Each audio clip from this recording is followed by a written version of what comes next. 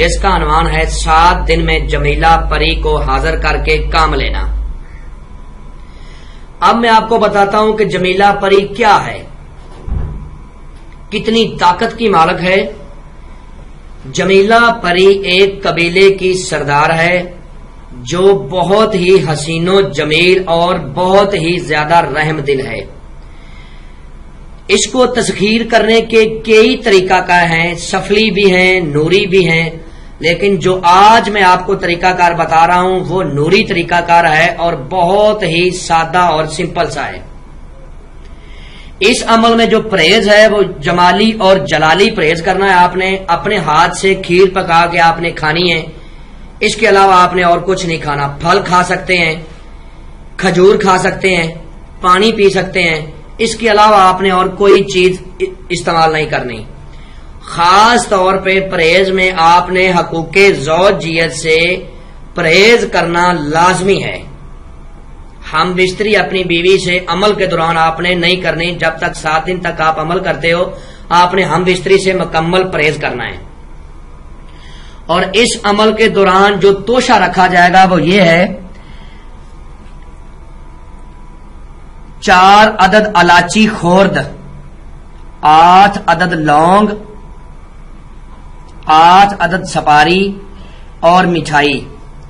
جس کمرے میں آپ نے عمل کرنا ہے آپ نے اس کمرے کو اچھی طرح سے صاف کر لینا ہے اور اس میں خوشبوجات، گگل، سرخ سندل، لبان کا بخور دے کے پھر آپ نے عمل کو کرنا ہے۔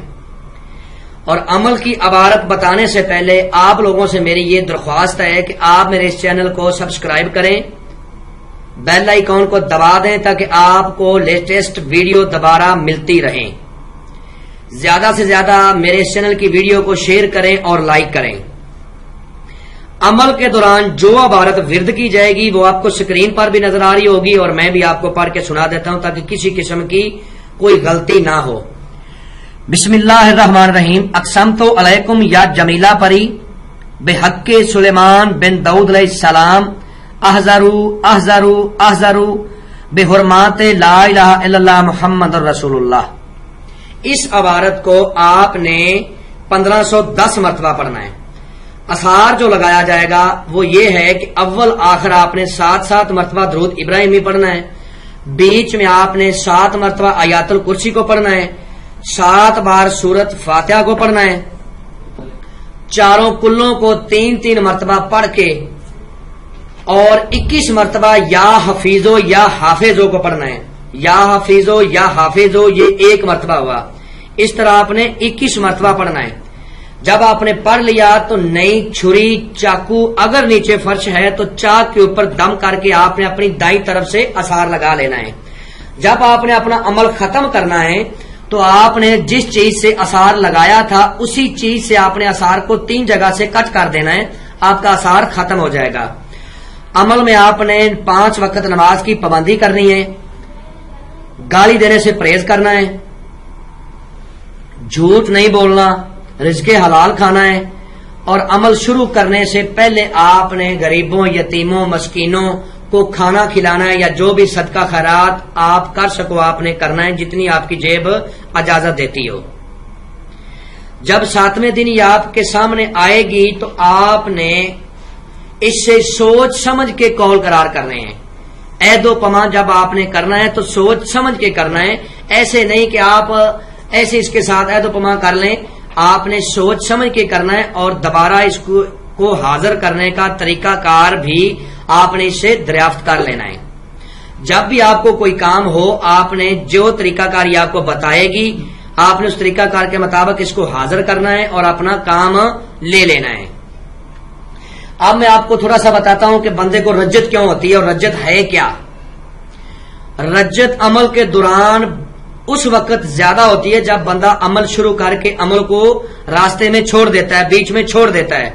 فار ایگزامپل کہ ایک بندہ سڑک پر جا رہا ہے، میں اس کو آواز دیتا ہوں کہ بھائی ادھر آؤ میری بات سنو، جب وہ میرے پاس آ جائے تو میں اس کو بولتا ہوں کہ میں نے تو آپ کو بلایا ہی نہیں، تو وہ میرے ساتھ اچھا سلوک نہیں کرے گا، برا سلوک کرے گا۔ اور دوسری بات، جب ہم عمل شروع کر لیتے ہیں تو اس کو چھوڑنا نہیں چاہیے، اس کو کمپلیٹ کرنا چاہیے. یہ چیزیں جب ہم عمل شروع کرتے ہیں تو ہمارے قریب آنا شروع ہو جاتی ہیں، تو اگر ہم عمل چھوڑ دیں گے تو یہ پھر ہمیں نقصان پہنچاتی ہیں، جن کو عملیات کی دنیا میں رجت بولا جاتا ہے. اس نقصان کو رجت کی دوسری نشانی یہ ہے کہ آثار کو چھوٹا لگانا. آثار ہمیشہ بڑا لگانا چاہیے کہ عمل میں آپ بیٹھے ہوں، آثار میں آپ دائرے میں بیٹھے ہوں، تو آپ کا کپڑا وغیرہ جو ہے نا وہ لائن کے ساتھ نہیں لگنا چاہیے. رجت اس لیے بھی ہو جاتی ہے کہ بندہ عمل کے دوران اگر پرہیز بتایا جاتا ہے جس عمل میں، اس عمل میں پرہیز نہ کرے تب بھی انسان کو رجت ہو جاتی ہے اور عمل میں بھی ناکامی ہوتی ہے. رجت کی 3-4 قسمیں ہیں. پہلی قسم کہ راتوں رات بندے کو خونی یا بادی بواسیر ہو جاتی ہے، چمبل وغیرہ اگاتی ہے. رجت کی دوسری قسم چلتا کاروبار ٹھپ ہو جاتا ہے، بالکل ٹھپ ہو جاتا ہے.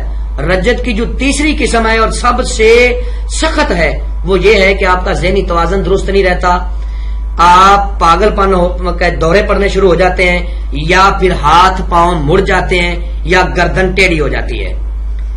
میں امید کرتا ہوں کہ میں نے آپ لوگوں کو ہر بات واضح سمجھا دی ہے، کوئی بات میں نے پوشیدہ نہیں رکھی. اگر پھر بھی کسی بات کی سمجھ نہ لگی ہو تو آپ میرے دیے ہوئے نمبرات پہ مجھ سے ایمو پہ واٹس ایپ پہ رابطہ کر سکتے ہیں. انشاءاللہ اللہ کے حکم سے آپ لوگوں کی بہتر رہنمائی کر دی جائے گی. تو ملتے ہیں دوستوں